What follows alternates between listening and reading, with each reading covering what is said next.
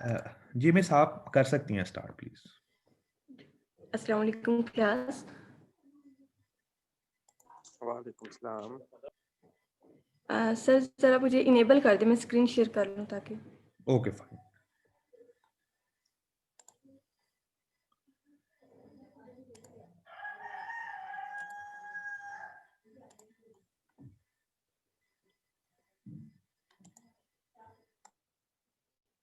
ठीक है, screen visible है? जी मैम। ठीक है। अच्छा, आज हम लोगों ने स्टार्ट करना है कोकोमो मॉडल। कोकोमो मॉडल किस लिए यूज़ होता है? हम लोग जब कोई भी प्रोजेक्ट बना रहे हैं, कोई भी सॉफ्टवेयर बना रहे हैं, तो उसके अंदर एस्टिमेशन के लिए इसको यूज़ किया जाता है। जैसे हमने कॉस्ट एस्टिमेट करनी है, कितने पर्सनल्स हम लोग लगा रहे हैं, कितने एम्प्लॉयज़ इसके अंदर काम कर रहे हैं, उसको हमने देखना होता है, उसकी एस्टिमेशन करनी होती है, कितने रिसोर्सेज लग रहे हैं, स्केड्यूल कितना हो रहा है, बजट कितना लग रहा है। तो इन सारी चीज़ों को एस्टिमेट करने के लिए ये एक मॉडल है कोकोमो मॉडल। इसको आज हम देखेंगे।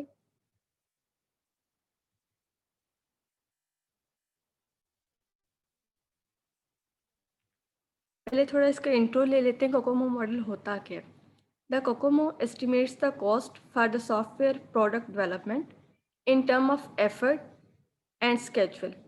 अब कोकोमो जो है वो एस्टिमेशन इस टर्म में नहीं करता कि कितनी कॉस्ट लगी है, कितना मनी लगेगा, बल्कि आपकी एफर्ट कितनी लग रही है और आपका टाइम कितना लग रहा है, इस सेंस के अंदर ये एस्टिमेशन करके हमें देता है। ठीक है, तो हम इस मॉडल के अंदर दो चीज़ें जो है देखेंगे कि हमने एफर्ट किस तरह से देखनी है, कितनी लग रही है, और स्केड्यूल मीन्स टाइम कितना लग रहा है प्रोजेक्ट को कंप्लीट करने के लिए। ठीक है, अब यहाँ पे ये जो इसके डिफरेंट यूनिट्स हैं जो यूज़ होंगे यहाँ पे एस्टिमेशन के लिए, वो मैन मंथ होंगे कि पर मंथ कितने मैन चाहिए। ठीक है, एफर्ट इसे हम लोग देखेंगे, और उसके अलावा इसके डिफरेंट टर्म्स हैं जिनको हम बारी बारी देख लेते हैं। ठीक है, अब सबसे पहले ये है कि हमारे प्रोजेक्ट को तीन टाइप्स के अंदर डिवाइड करती है।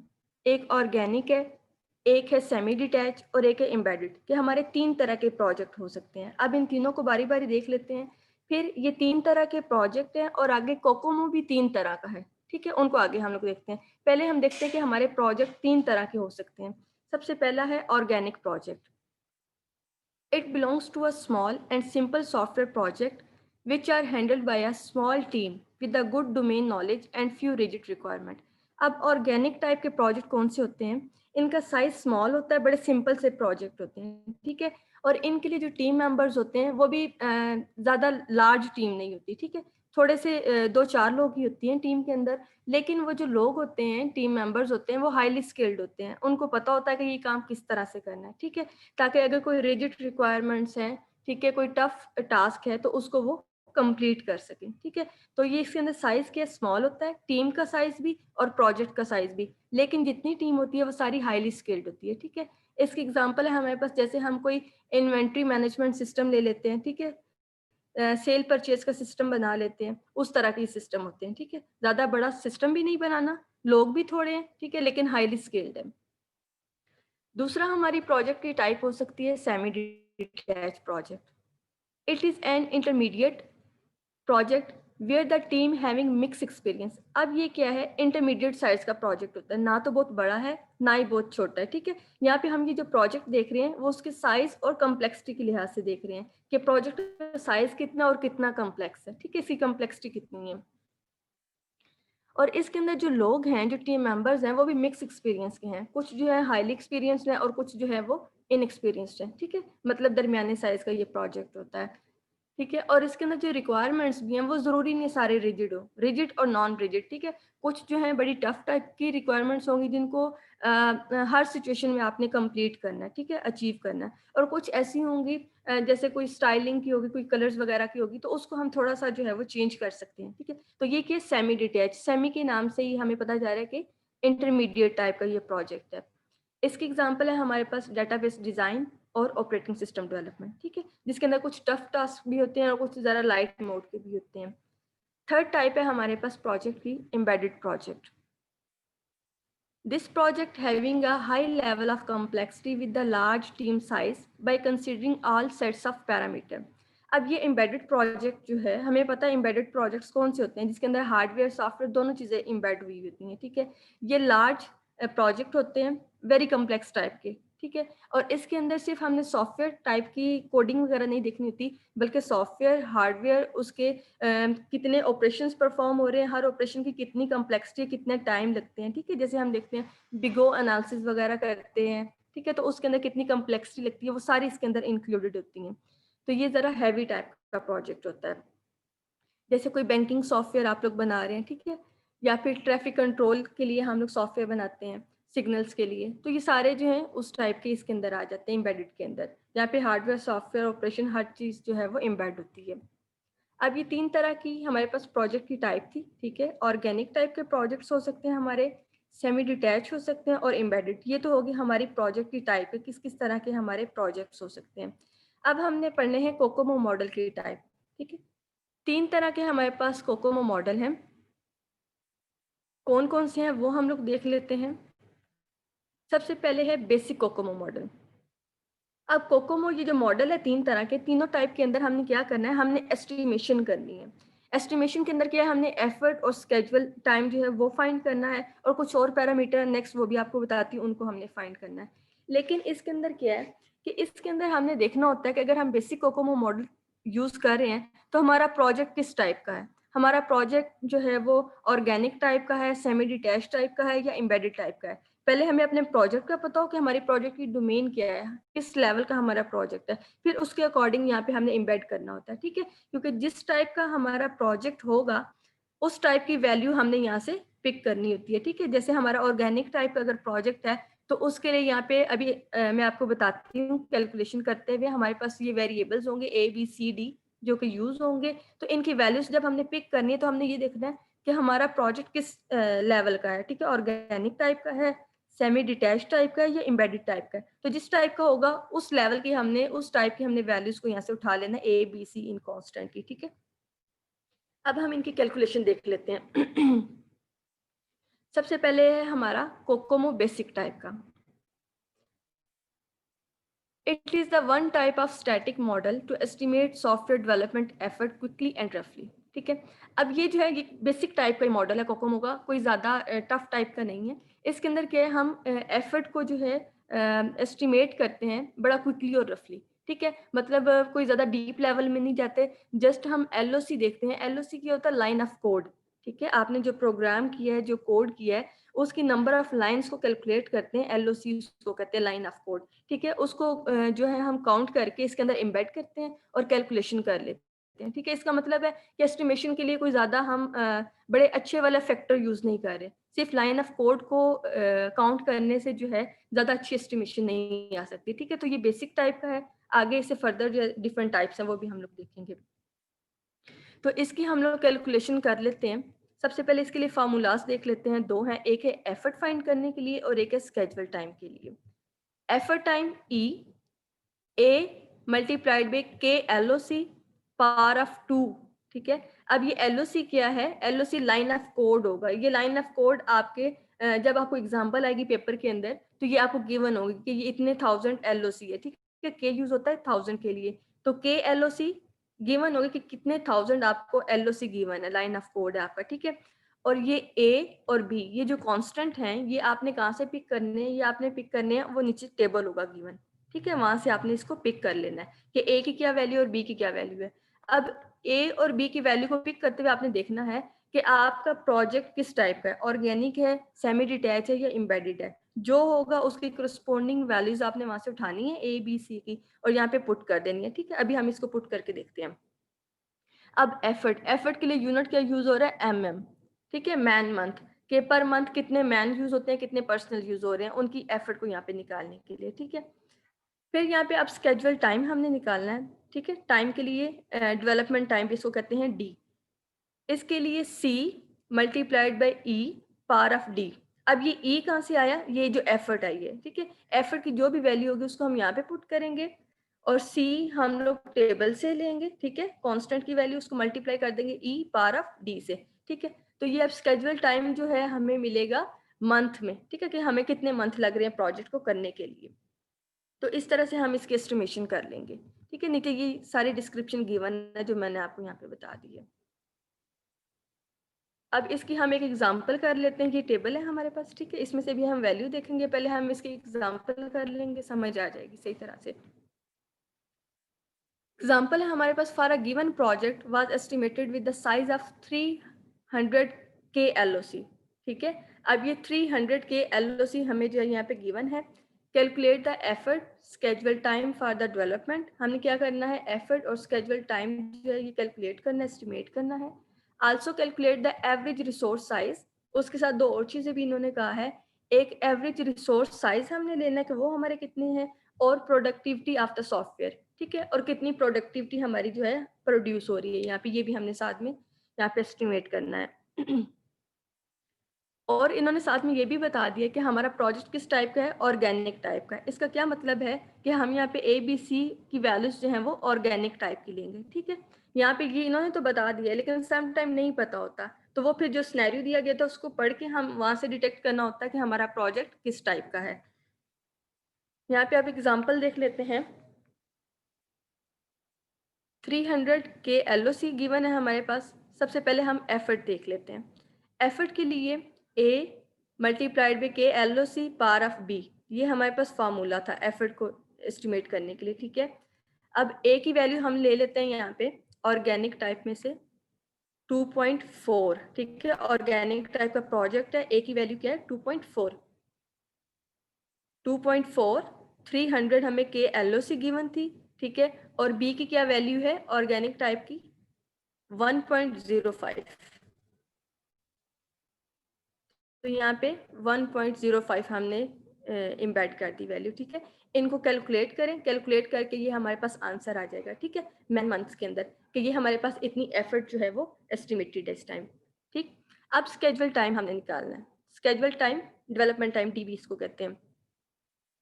इसके लिए क्या फार्मूला था हमारे पास, C मल्टीप्लाइड बाई E क्या होगा एफर्ट, ठीक है। ये जो वैल्यू आई है इसको हम यहाँ पे पुट करेंगे E की जगह पे, और यहाँ पे D।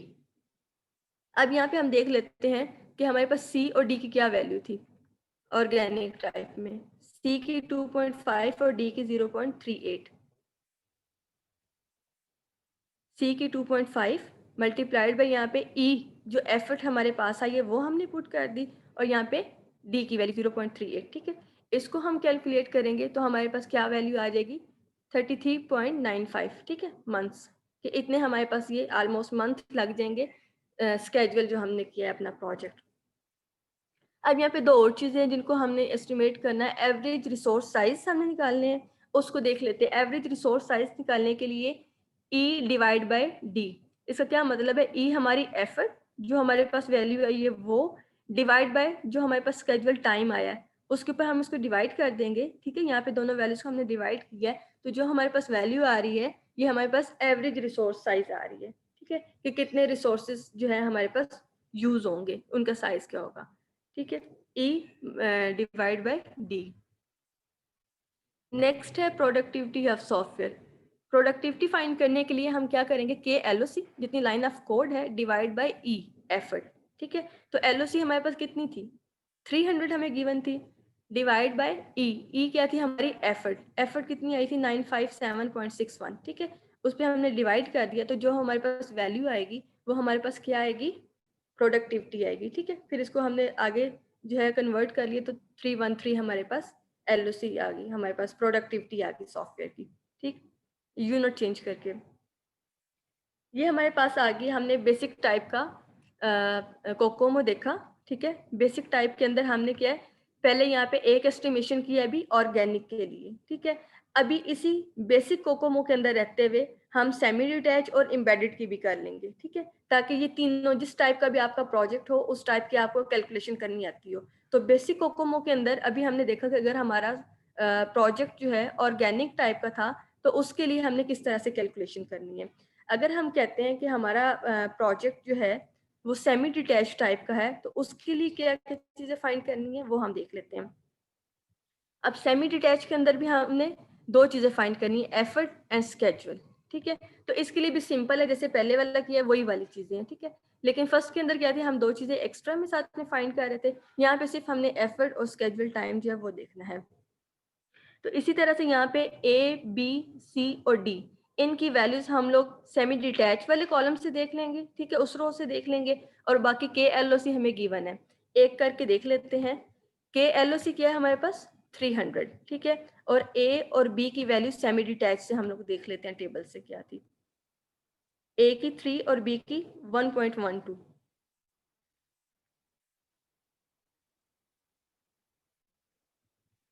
ए की वैल्यू 3.0 और बी की 1.12, ठीक है, एलओसी पहले से गिवन है। इसको हमने कैलकुलेट किया तो हमारे पास मैन मंथ इतने आ गए, एफर्ट हमारे पास आ गई।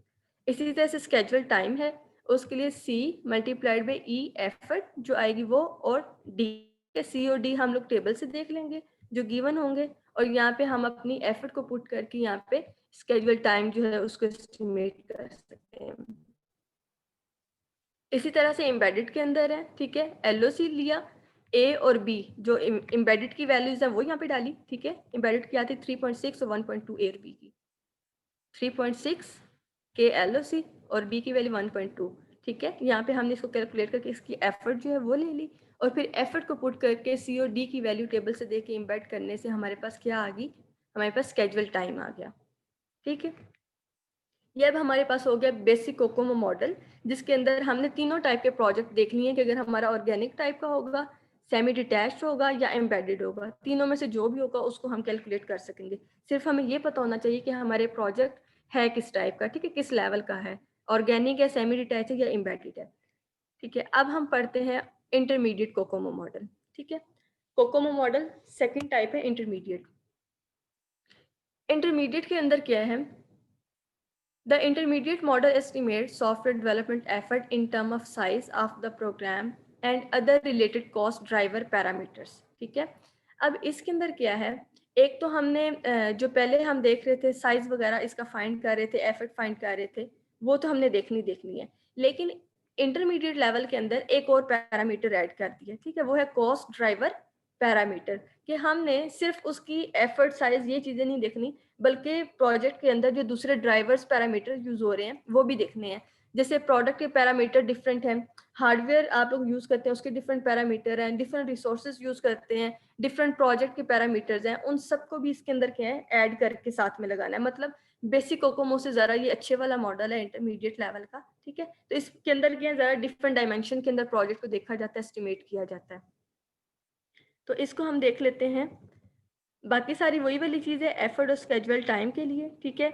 एक चीज़ यहाँ पे डिफरेंट है, effort is equals to A multiplied by K L O C और बी, ठीक है, यहाँ तक तो वो पहले वाला काम है।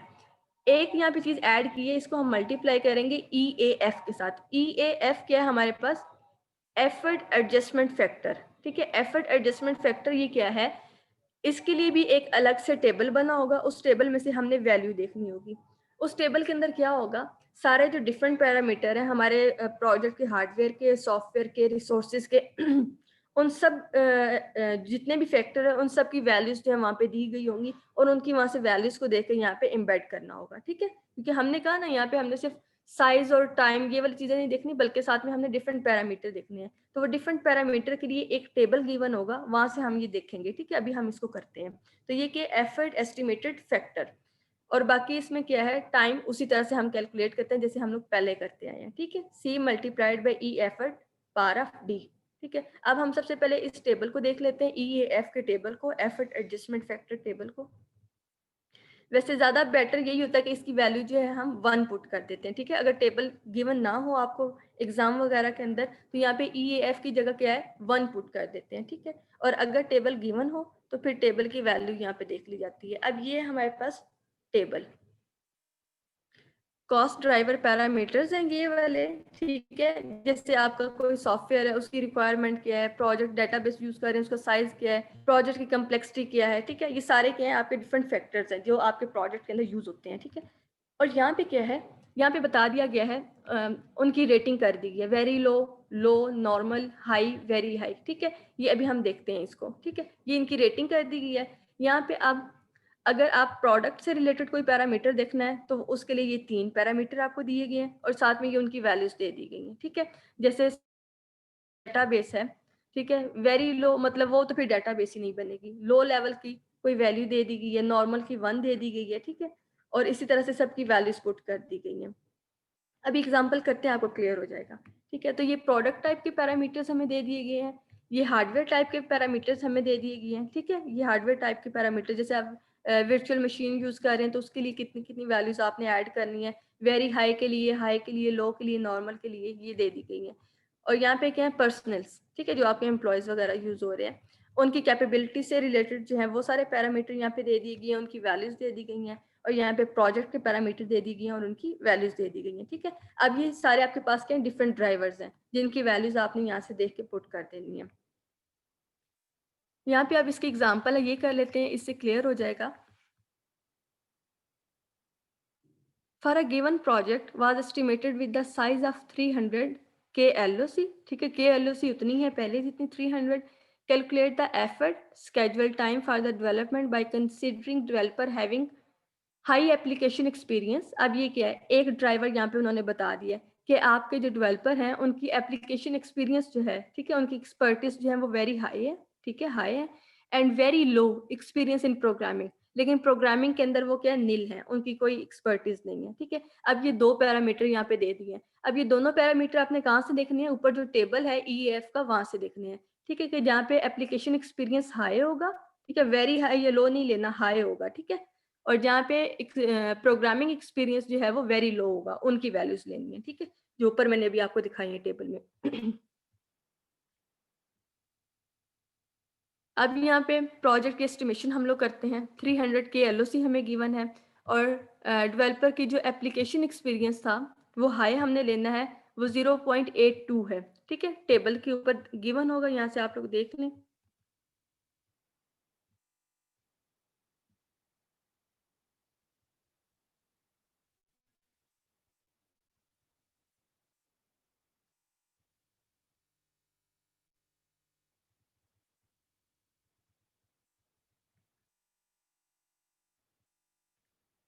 ये एप्लीकेशन एक्सपीरियंस, ठीक है, और कितना था, हाई।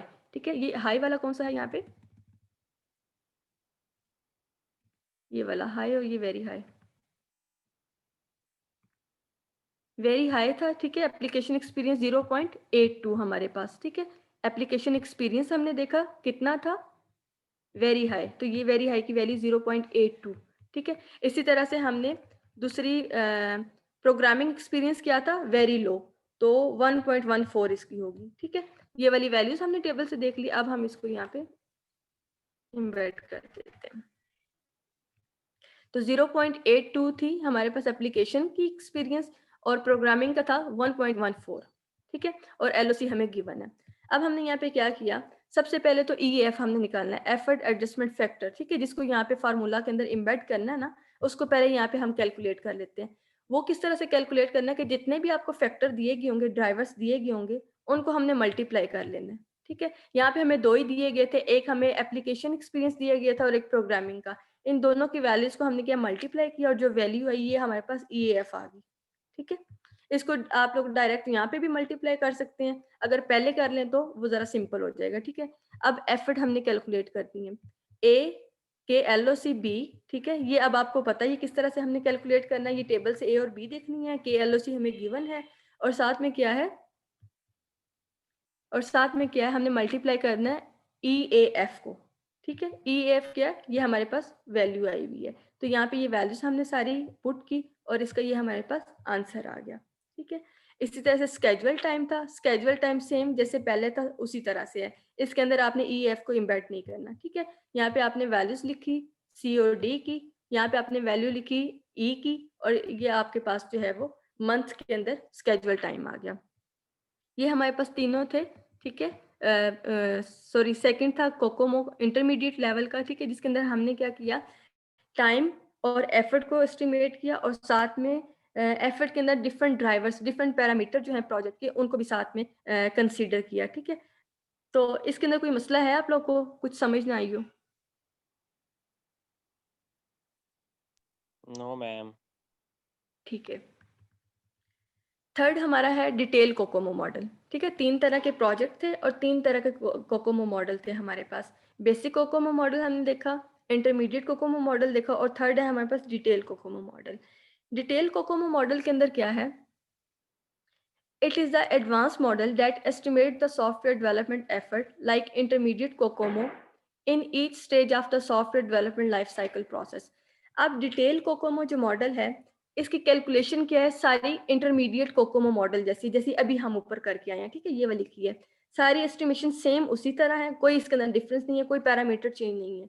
लेकिन इसके अंदर एक फ़र्क ये है कि यहाँ पे तो हम सिर्फ प्रोजेक्ट को देख रहे हैं कि हमारा प्रोजेक्ट किस टाइप का है और उसको ऐड कर रहे हैं। लेकिन जो डिटेल है इसके नाम से शो हो रहा है डिटेल कोकोमो। ये क्या काम करेगा कि हमारी SDLC software development life cycle के हर एक फेज़ के अंदर कैलकुलेशन करेगा, ठीक है? रिक्वायरमेंट गैदरिंग के लिए जब फेज़ होगा उसके लिए कैलकुलेशन करेगा, प्लानिंग के लिए, मॉडलिंग के लिए, designing, testing, coding, debugging, deployment मतलब हर एक जो फेज़ है उस हर एक फेज़ के अंदर अलग-अलग से ये क्या करेगा, वहाँ पे ये कैलकुलेशन करेगा, एस्टिमेशन करेगा और एस्टिमेशन किस तरह से करनी है, सेम वैसे ही करनी है जैसे हमने इंटरमीडिएट कोकोमो की है, ठीक है?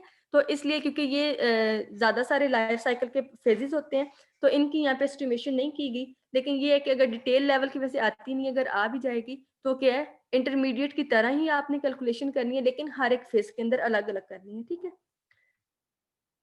बाकी ये यहाँ पे हमारा कंप्लीट हो गया है, तीनों हमारे पास कोकोमो के मॉडल, ठीक है? बेसिक, इंटरमीडिएट और डिटेल लेवल और 3 तरह के प्रोजेक्ट थे वो हमने देख लिए, ठीक है?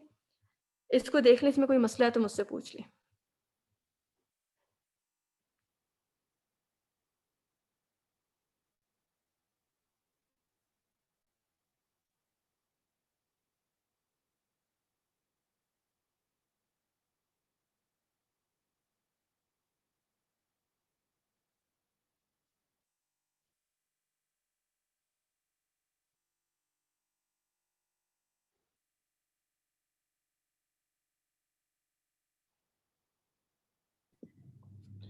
अच्छा मिस शुक्रिया आपने बड़ा अच्छा एलैबोरेट किया, बड़ा अच्छा एक्सप्लेन किया है। स्टूडेंट्स ये इसकी रिकॉर्डिंग मैं अपलोड कर दूँगा, आप लोग दोबारा भी इसे रिविज़िट कर सकते हैं लेक्चर को और कोई क्वेश्चन हो, कन्फ्यूजन हो तो आप डायरेक्टली क्वेश्चन सेंड कर सकते हैं मिस को। अच्छा मिस ये बता दें इस टॉपिक पे एक और लेक्चर की भी ज़रूरत होगी या फिर जो चीज़ें कवर करनी चाहिए थी अंडर दिस टॉपिक वो कवर हो गई हैं? नहीं सर ये इनफ है। ये इतना ही था मॉडल कोकोमो का, ये 3 फेजेज़ थे इसके। अगर बच्चों को समझ नहीं आएगी तो मैं दोबारा करवा दूँगी, लेकिन ये है इतना ही मॉडल। ओके, गुड हो गया। चलो शुक्रिया मिस आपने टाइम दिया हमें। सो नाइस ऑफ यू और थैंक यू स्टूडेंट्स सर। आप लोग देख लें अब अब आप लोगों पे है ये रिवाइज़ करें इस टॉपिक को, क्वेश्चन है तो पूछें और बाकी स्टूडेंट्स को भी इन्फॉर्म करते हैं प्लीज़।